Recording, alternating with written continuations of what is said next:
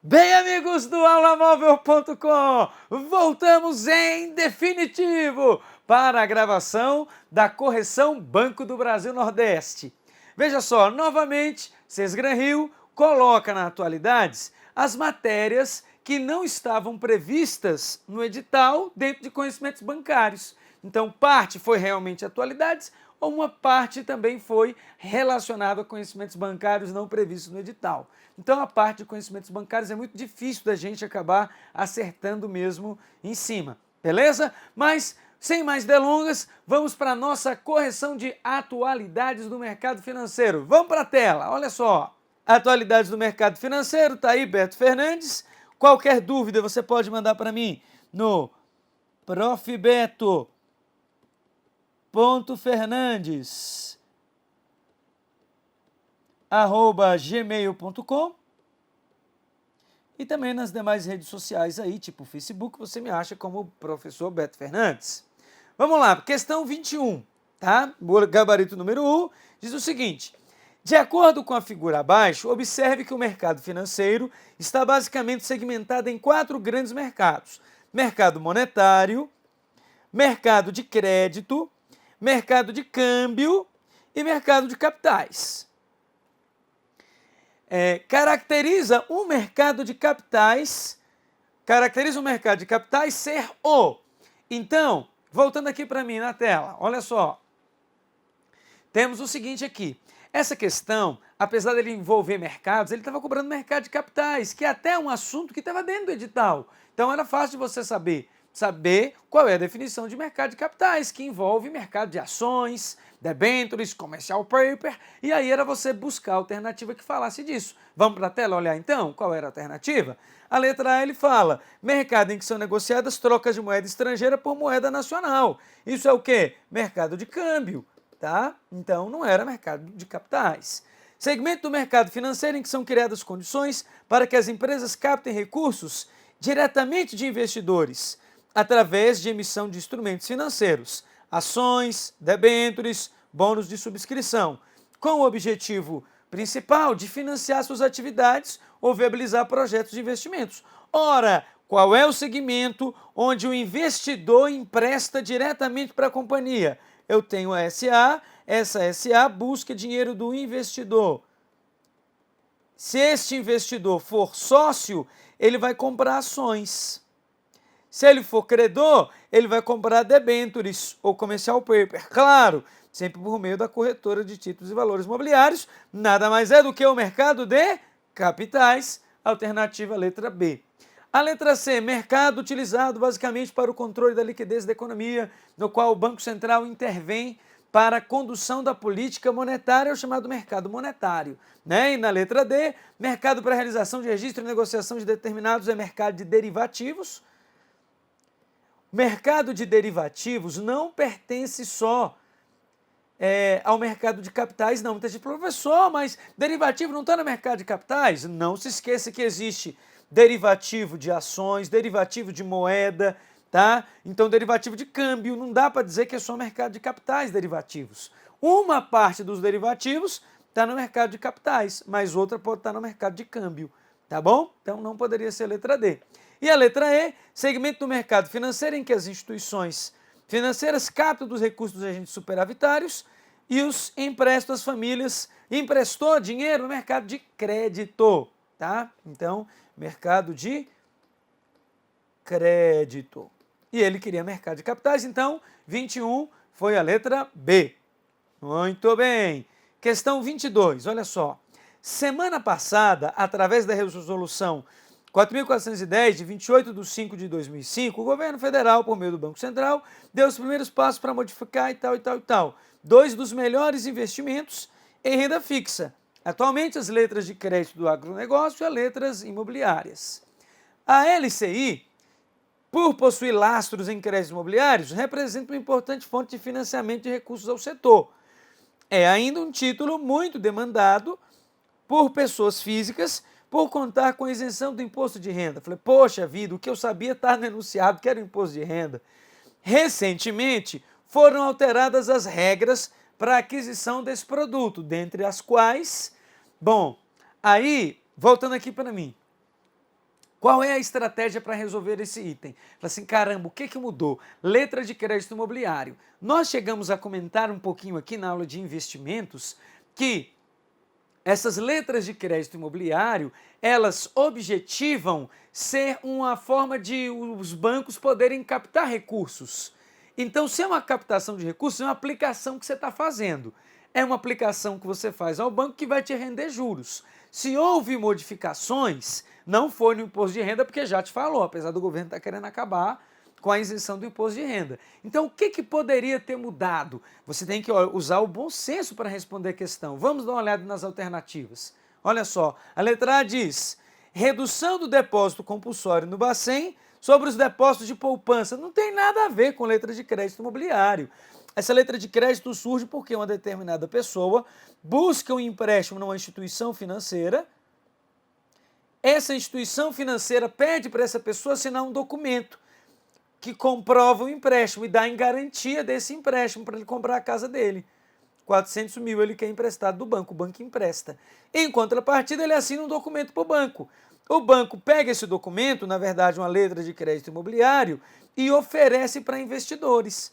E aí é mais ou menos como se fosse assim, o banco vai cobrar dessa pessoa 12% ao ano e vai oferecer 7,5% ao ano para alguém que queira emprestar para o banco 400 mil. O banco vai ganhar a diferença aqui, ó, vai ganhar a diferença de 4,5% ao ano.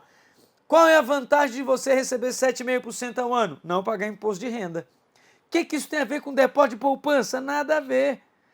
Agora, uma das principais mudanças, recentemente foram alteradas as regras para a compra desse produto, dentre as quais, lastro desse ativo não incluir financiamentos habitacionais. Caramba, é letra de crédito imobiliário.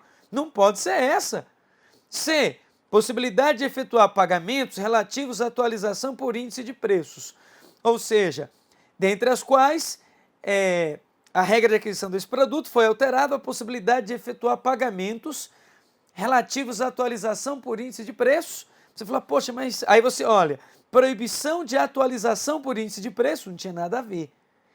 E aí, um prazo mínimo para recompra e resgate, ou seja, você tem que esperar um prazo mínimo para poder reaver a aplicação que você fez. Você, então, investiu para receber 7,5% ao ano e ter que esperar um prazo.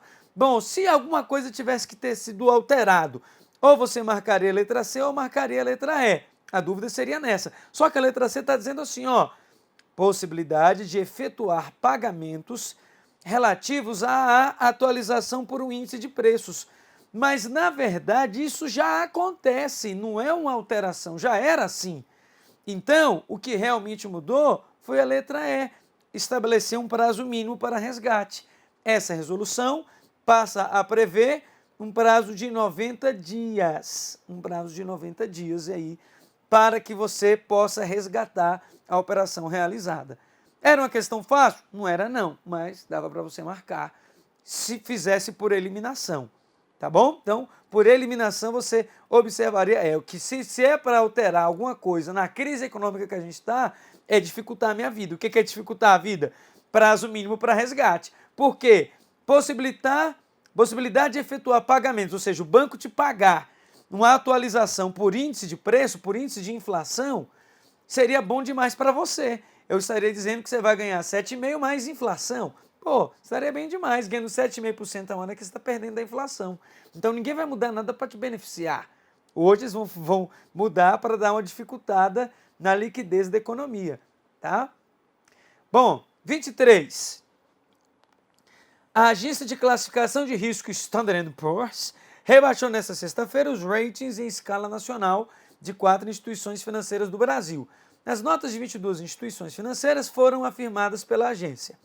Na visão da agência, as medidas de ajuste fiscal e aperto monetário adotadas pelo governo brasileiro vão pressionar a renda disponível das famílias e resultar em uma contração da economia, que, na nossa visão, vai enfraquecer a qualidade dos ativos do sistema bancário, acentuar as perdas de crédito e reduzir a rentabilidade.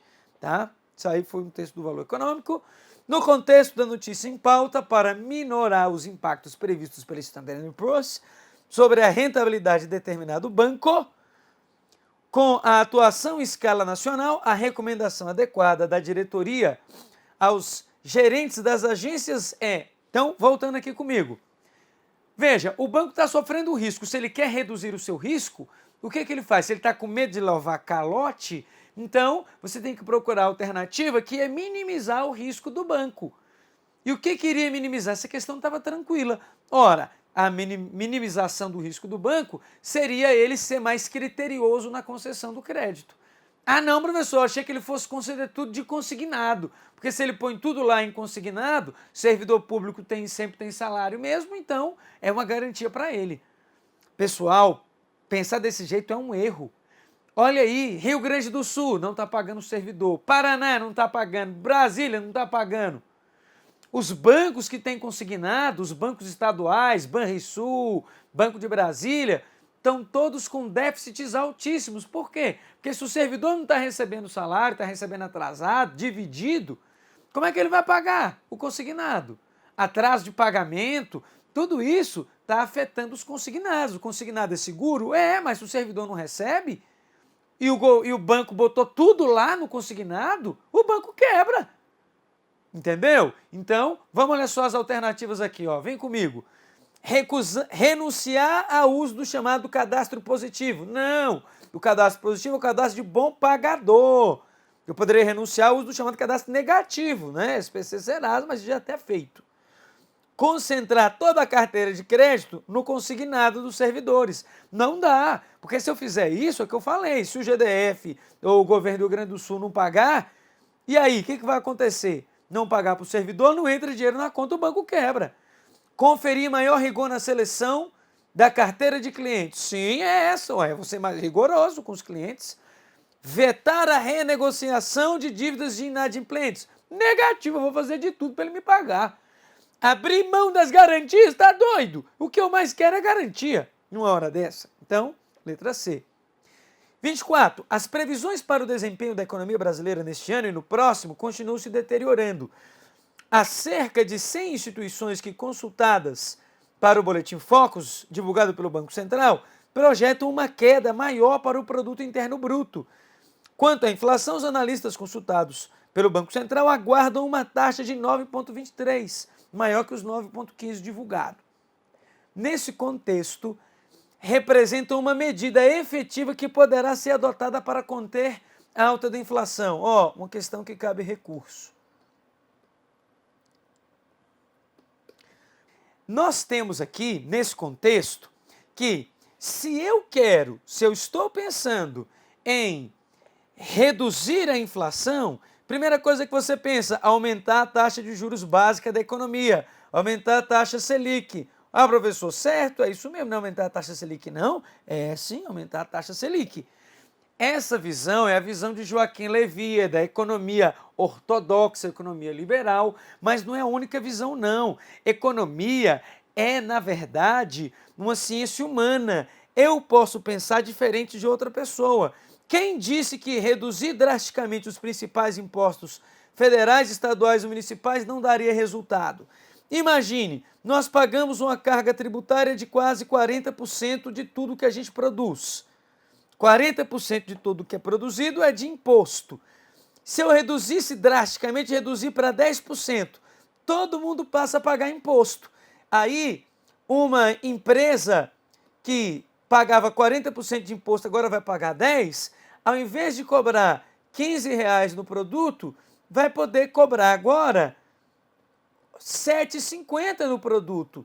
Vai diminuir o preço do produto ou não vai? Vai reduzir a inflação então? Vai também reduzir a inflação. Então, por uma política mais heterodoxa, a letra B também é correta. Não se preocupe, o recurso já foi impetrado, vários alunos me mandaram e-mail ao longo desses 2 dias e eu disponibilizei para eles os recursos para eles poderem entrar. Lembrando que o recurso era individual, então eu mandei para poucos alunos para que não gerasse a duplicidade e o recurso fosse anulado.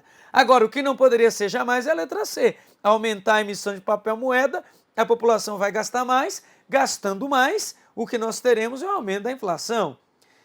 A letra D, aumentar a produção de bens na indústria. Quando eu aumento a produção de bens na indústria a médio prazo, vamos pensar a médio prazo, não a curto, o que aconteceria? Com maior quantidade de bens, maior quantidade de geladeira na loja, o dono da loja é obrigado a reduzir o preço dele. Pode ser que, não digo de todos os setores, mas de alguns setores, a inflação poderia diminuir. Então até a D, forçando a barra, poderia ser.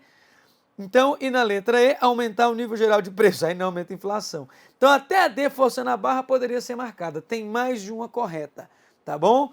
Lembrando, economia é uma ciência humana. Então não é só o que Joaquim Levy acha que é, não. Joaquim Levy, letra A, né? PT e os economistas lá, Guido Mantega, daria a letra B. Guido Mantega tá errado? Tá, professor, o que o PT fez com o país aí? Olha, não é assim não. Se fizesse um pacto e todas as empresas pagassem 10% de imposto, estou dizendo todas, sem sonegação nenhuma, resolveria o problema. O problema é que eu vou reduzir para 10% e muita empresa vai continuar sem pagar. Faça um pacto aí, todo mundo paga todos os impostos que deve, sem desviar, sem rateio de concurso, sem nada. Tudo na íntegra, pagando um valor de imposto menor, todos os preços caem e aí resolveria o problema. O problema é que a situação é que nem todo mundo faria isso, né?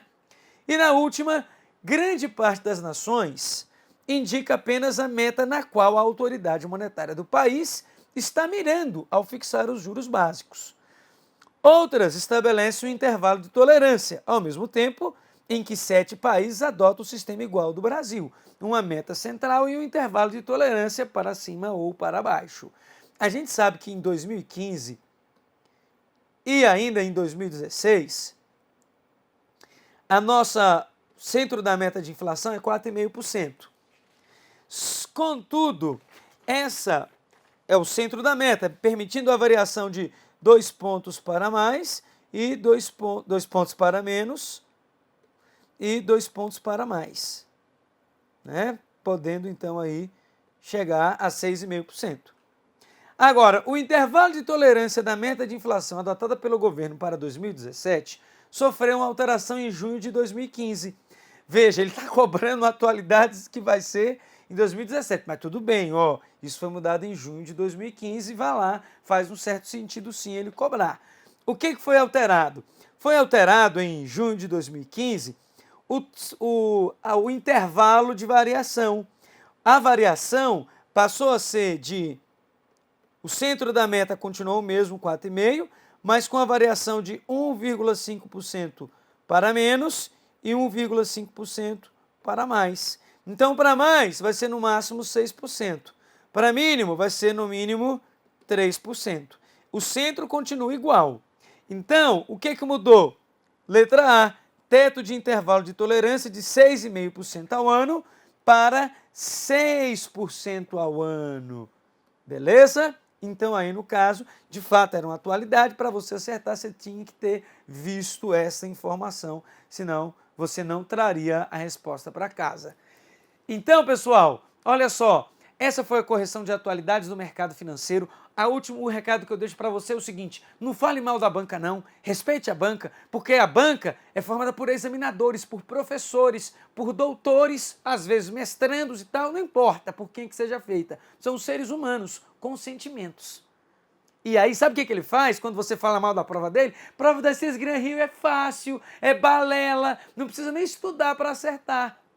A pessoa vai se ressentindo de um rancor no seu coração e vai falar: pois a próxima prova eu vou caprichar, vou fazer com carinho. Eles vêm fazendo essa prova há um bom tempo, tanto que ele fala na semana passada, ou seja, uma prova de junho, uma questão de junho, ele fala na semana passada. Então ele já estava preparando essa questão, ele viu um fato interessante e falou: opa, essa aqui tá lá. Viu outro fato interessante? Opa, essa aqui tá lá. E veio uma prova boa de atualidades. Tudo bem, tinha um item que ele não poderia ter cobrado, só uma, a primeira. Mas ainda assim dava para você acertar por conhecimentos bancários. Então, falar mal da prova vai culminar com o examinador faça uma prova mais rígida só para mostrar para você quem é que manda. Você não preferia as provas da Ciências Gran-Rio como era antigamente? Então não fale mais mal da banca não, porque ele tem ouvido, ele está ouvindo o que você está falando. Ô, Ciências Gran-Riozinha, minha lindinha, gostando de você, né? Volta para aquelas provinhas anteriores, né? Agora, claro, a pessoa que já vem estudando há um bom tempo, ou que de repente também já esteja sempre antenado no Jornal da Globo, que é um jornal que eu sempre indico, Valor Econômico, na CBN, você pode ouvir também o CBN Brasil, meio-dia, são excelentes programas. Na Record também tem um jornal muito bom, você tem Globo News, você tem que se valer das informações econômicas para ficar atento. Até a Voz do Brasil às 19 horas, vai te ajudar. Beleza? Então, ó, você quer se preparar de verdade, quer um curso completo, onde nós vamos estar falando aqui agora, resolução por resolução, circular por circular, respiro por respiro, até cada suspirar que acontecer nesse mercado financeiro, você só tem aqui no aulamóvel.com. Um grande abraço.